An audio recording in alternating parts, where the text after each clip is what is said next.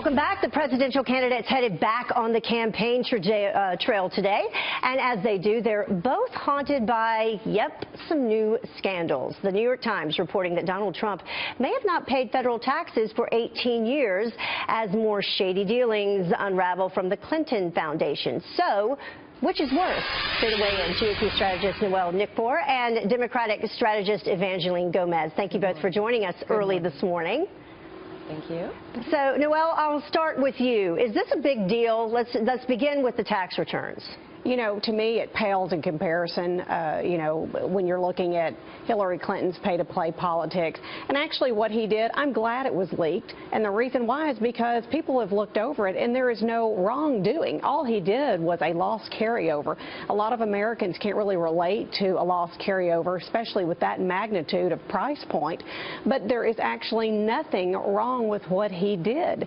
And what do people want him to do? You know, if you're for Donald Trump, you're going to be for Donald Trump. If you're looking for something, I guess you can say, oh, he pays no taxes because, you know, he's using every advantage of the tax law. But you know what? Who set up the law?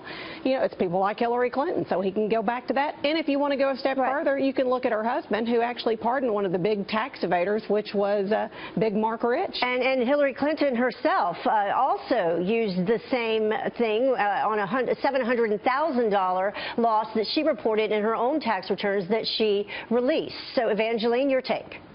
My take is that this is far more worse for Donald Trump. Why? Because he has run a campaign saying that he's a tax code reformer. But let's look at this here.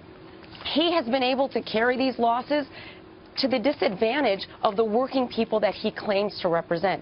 And Democrats are going to have a field day with this because they're going to say, one, it goes right towards his narrative that he's a great businessman. What kind of a great business person carries all of these losses, has a business that doesn't generate any money?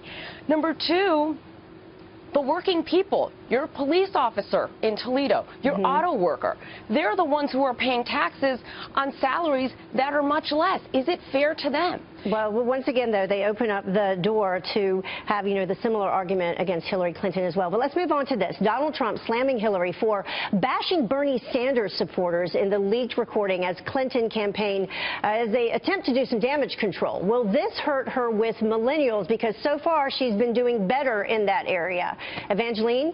Not at all. This is not an issue. Bernie Sanders has come out and said she was absolutely correct in the statements that she made. In fact, Secretary Clinton showed empathy towards the plight of the millennials. Those millennials who went to college, they took out debt, and now, sadly, because of the economy, they are living at home. The economy has progressed during these last 8 years, but not as quickly and not to the expectations of many of the millennials. Noel, finally, you get the last word.